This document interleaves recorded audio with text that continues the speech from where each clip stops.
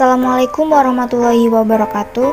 Perkenalkan, nama saya Sofiatun, NPM 50269. Saya berasal dari kelas 4B, program studi pendidikan guru sekolah dasar. Di sini saya membuat video yang diajukan untuk memenuhi tugas mata kuliah telaah kurikulum dengan dosen pengampu Bapak Tio Gusti Satria, Magister Pendidikan.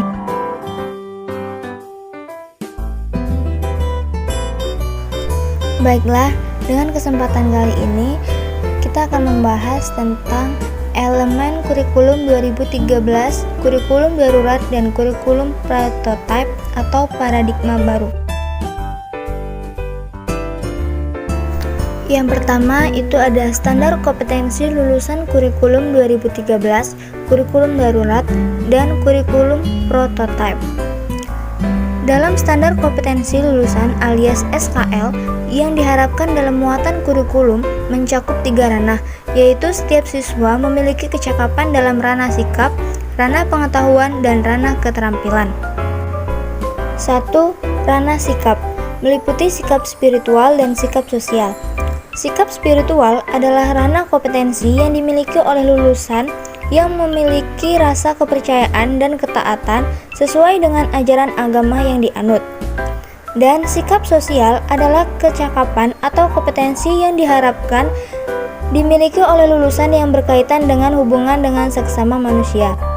Contoh sikap sosial antara lain menghargai perbedaan, saling tolong-menolong, dan lain sebagainya. Yang kedua yaitu ada ranah pengetahuan. Ranah pengetahuan dalam SKL kurikulum meliputi 4 jenis pengetahuan, yaitu pengetahuan faktual, pengetahuan konseptual, pengetahuan prosedural, dan pengetahuan metakognitif. Pengetahuan merupakan kemampuan berpikir yang berkaitan dengan kecerdasan kognitif, yaitu pengetahuan tentang konsep dan teori tentang konsep. A. Pengertian pengetahuan faktual. Pengetahuan faktual adalah pengetahuan yang berkaitan dengan fakta sekitar peserta didik. B. Pengertian pengetahuan konseptual. Pengetahuan konseptual adalah pengetahuan yang berkaitan dengan teori-teori tentang fakta yang sebelumnya sudah dipelajari. C. Pengertian pengetahuan prosedural. Pengetahuan prosedural adalah pengetahuan tentang cara melakukan sesuatu. D. Pengertian pengetahuan metakognitif. Pengetahuan metakognitif berkaitan dengan pemahaman tentang diri, yaitu tentang kelemahan dan kelebihan diri sendiri tentang pengetahuan sesuatu tersebut. Yang ketiga, ranah keterampilan. Keterampilan adalah kemampuan untuk melakukan sesuatu dan berbuat sesuatu. Maka dari itu, orang yang mampu membuat beberapa hal atau suatu hal disebut dengan orang yang terampil. Maka dari itu, keterampilan berkaitan dengan kemampuan gerak motorik. Jenis keterampilan yang perlu didapatkan oleh siswa di sekolah untuk memenuhi standar kompetensi lulusan adalah keterampilan konkret dan keterampilan abstrak.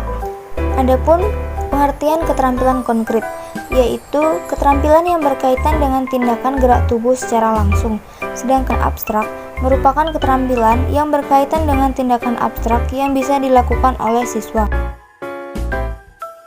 Yang kedua, standar isi kurikulum 2013, kurikulum darurat, dan kurikulum prototype.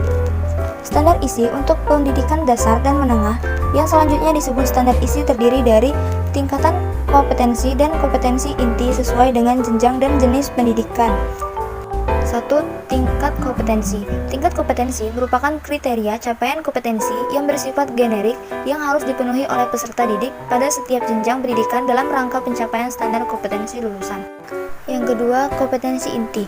Kompetensi inti meliputi sikap spiritual, sikap sosial, sikap pengetahuan, dan keterampilan. Yang ketiga, standar proses kurikulum 2013, kurikulum darurat, dan kurikulum prototype. Standar proses yang digunakan sebagai pedoman dalam melaksanakan proses pembelajaran yang efektif dan efisien, sehingga mampu mengembangkan potensi, prakarsa, kemampuan, dan kemandirian peserta didik secara optimal. Standar proses meliputi peran, pelaksanaan, dan proses penilaian pembelajaran. Perencanaan pembelajaran merupakan aktivitas merumuskan tujuan belajar dari suatu unit pembelajaran berdasarkan capaian pembelajaran, merumuskan cara atau langkah-langkah untuk mencapai pembelajaran, dan merumuskan cara menilai kecapaian tujuan belajar tersebut. Pelaksanaan pembelajaran diselenggarakan dalam suasana belajar yang interaktif, inspiratif, menyenangkan, menantang, memotivasi peserta didik untuk berpartisipasi aktif dan memberikan ruang yang cukup bagi prakarsa, kreativitas, kemandirian sesuai dengan bakat, minat, dan perkembangan fisik serta psikologis peserta didik. Penilaian proses pembelajaran merupakan asesmen terhadap perencanaan dan pelaksanaan pembelajaran yang dilakukan oleh pendidik yang bersangkutan dengan memfleksikan hasil belajar peserta didik tersebut.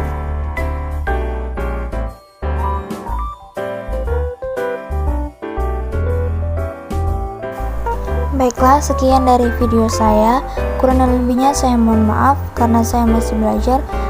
Saya akhiri, wassalamualaikum warahmatullahi wabarakatuh.